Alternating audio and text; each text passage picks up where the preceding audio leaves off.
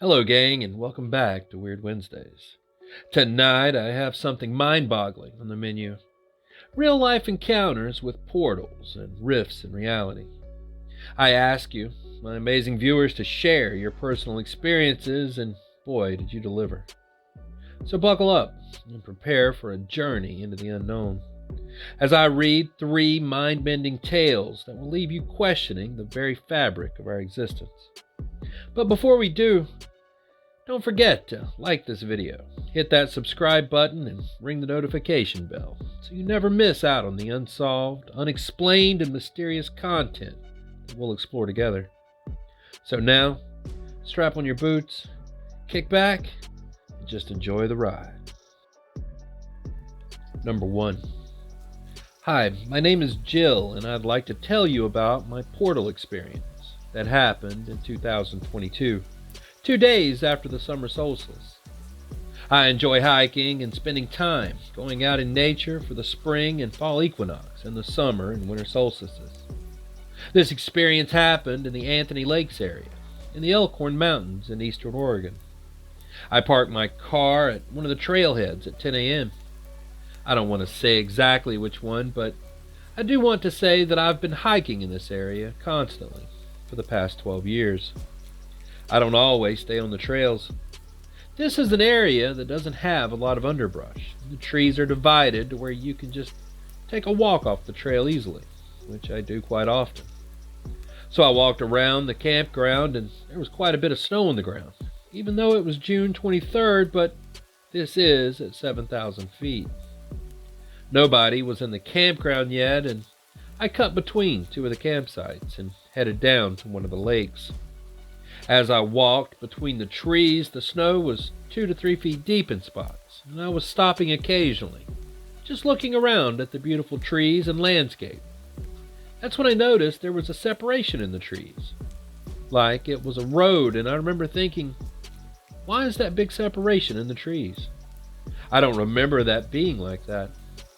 And why is the hill to my right looking so different? And why haven't I seen the lake yet? This isn't that far of a walk. I should be seeing the lake by now. It's less than 5 minutes to get to the lake from where I started. That type of thing went through my head several times. I was very relieved when I finally saw an opening in the trees, thinking that at last I'd finally made it to the lake. But when I walked out into the open area, I was at the edge of the wetlands, 1 mile east from where I started. Then I got super excited, saying to myself, I just walked through a vortex or a portal. I've retraced my steps on the same day in 2023, trying to bring about the same happening, but I've never been able to recreate it. Number 2. Hey, tattooed biker. I'm looking for a plausible scientific explanation for something my father saw recently. I'm sure there has to be one, but he is convinced otherwise. Here's the story as he tells us. My parents were both at home, my mom working on taxes, and my dad just lounging around. At some point, he had an odd feeling, like the world around him was suddenly not real or different. He says it sort of felt like a dream or a shift in reality. He didn't feel ill or faint in any way, and doesn't have any current health conditions that could produce such a feeling. He looked outside the window and saw an approximately 4 foot wide, round, bright red thing floating in the neighbor's backyard. It looked like some sort of portal that was slowly swirling onto itself, but it didn't otherwise move around. He says it was very bright and pure red, more red than anything he's ever seen, and almost like it emanated light. He observed it for several minutes. When he removed his glasses, the red vortex was gone. But when he put his glasses back on, the vortex was back. He did that a couple of times. He moved his head around and checked through another window. The vortex stayed in the exact same spot in the neighbor's backyard. It didn't move or otherwise warp as would a light reflection on glass. He decided to go get my mother to show her, but as he got to her, the out-of-place feeling vanished. When checking the backyard again after that, the red vortex was gone. My father doesn't take alcohol or drugs and has no mental disorders, and is a perfectly sane and down-to-earth person. The smoke and gas detectors are in working order, and the house doesn't even have a gas line or indoor garage. The fact he could only see it with his glasses leads me to believe that it may have something to do with light polarization. But it doesn't. Why wouldn't it act like a light reflection on glass, or the feeling that came with it? I'm just curious if your listeners have any other ideas what this could be. Signed, Paul. Number 3. Hey TB, my stepfather saw something strange in Mexico that we can't explain. So the way this conversation came about was due to my stepdad sitting down and watching a movie with my little sister. They were watching Spider-Man: No Way Home. When I stepped into the living room, the scene where Ned uses the Doctor Strange spell to call for other Spider-Mans pops up. That's when my stepdad tells me that he had seen that before. I ask him what he means, and he says that he's seen that portal thing before. I'm confused as to what he's talking about, and he says that the thing the guys are using to move from place to place, he had seen it before. Except the one that he saw was smaller, and was solid purple on the inside, with a yellow perimeter but no fireworks like the ones used in the Marvel movie. At this point, I'm really confused, so I ask him to elaborate. My stepdad is from Mexico, specifically the state of Guerrero. I won't tell you which pueblo, but it's remote, and its populace is substantially indigenous and brown. My stepdad was around 9 to 12 years old when it happened. At that point, he had already been working with his father. They would help build small houses, build walls, and helped remove debris from construction. One day, my stepdad was bringing a wheelbarrow of cement to the work site. His dad and a bunch of other guys were building the walls of a new building of a large ranch and were layering bricks. As my stepdad was bringing up the barrel, he ended up falling and causing the cement to spill. His father, being the way he was, went up to my stepdad and slapped him for spilling it. He told my stepdad to get out of there before he messes up again. My stepdad, now crying and bleeding, ran away onto the opposite side of the work site. He ran into a small shed and had a bench along the wall. This shed was around 12 by 12 by 12. On the inside of the shed was a bench that leaned against the wall. This was at the very front of the shed, perpendicular to the door, meaning that when my stepdad sat down on the bench, his back would lean onto the wall, while the opposite wall was in front of him. To his left was the singular entrance, and to his right was the rest of the shed.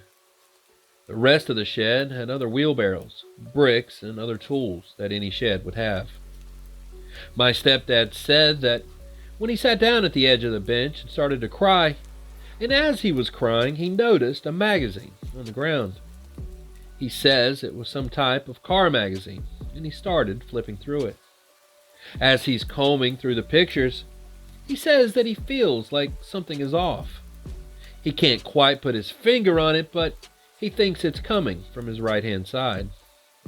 He looks over and just sees all the extra tools at the back of the shed. He keeps staring, but there's nothing there. He goes back to looking at the magazine, and then he gets the feeling again. This time, though, instead of looking into the far end of the shed, he looked slightly to the right of his shoulder, and that's when he saw what he says was a purple hole on the wall. The same wall he's been leaning on while sitting on the bench. He says that it's completely purple except for the ring or perimeter around the hole.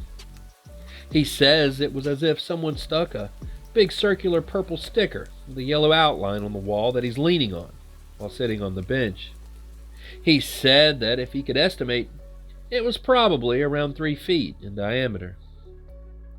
He said that his right shoulder was no more than 5 or 6 inches from the perimeter. He leans over, still sitting on the bench, and tries to look into this hole. Then, I kid you not, he says that a man's head and half torso pops out of this hole or portal. He says that this man sticks his head out of the hole and faces the opposite wall, across from my stepdad. He says the man then turns to his side and is now staring directly at him. He says that this dude's eyes look scared, as if he was surprised and scared that my stepdad could see him. My stepdad says that the guy looked at him, eyes wide open, and then just went back into the hole portal. He says that the man never got out, he just stuck his head and half his body out of that hole. Imagine the headshot image that you usually see on state IDs, except now turn it to the side. That's how this guy stuck out of that portal. My stepdad says that when the man went back into the hole, it just kind of faded away.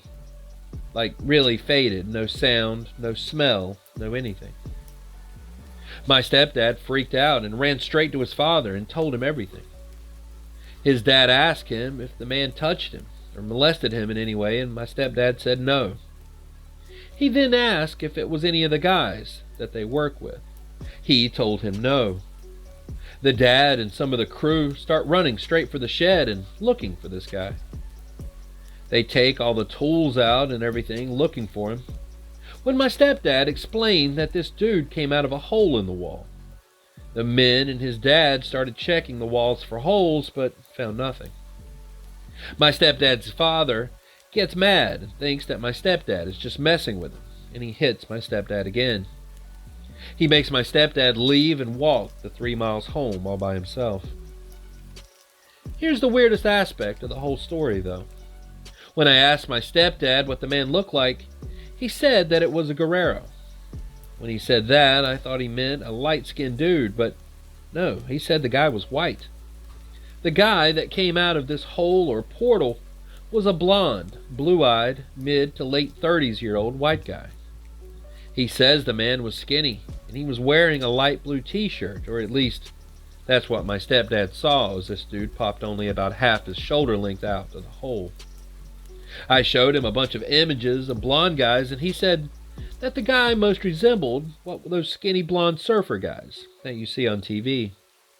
My stepdad claims that this was the first white person he had ever seen in real life. He said the next one would be a woman that he would see in Mexico City almost 15 years later, when he was on his way to the border in order to immigrate. But this is expected, as Mexico City has many white residents as well as European tourists. He said that they didn't have any television in his home, but some of the businesses did, and he had seen white people plenty on times on TV before that point, but never before in real life. Not until that day, at least. Thank you for reading. Signed, Ramon. And there it is. All I have on this fascinating journey through real-life encounters with portals and rifts in reality.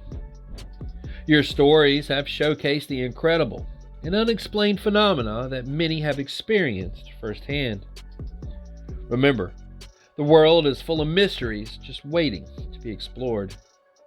If you have a personal encounter or a story about a brush with the unexplained to share, please leave a comment down below and I'll let you know how to get it to me. I would love to hear from you and possibly feature your experience in a future video. So anyways, thanks for watching, and as always, stay curious, stay vigilant, stay safe, and I'll be seeing you on down the road a ways. Biker out.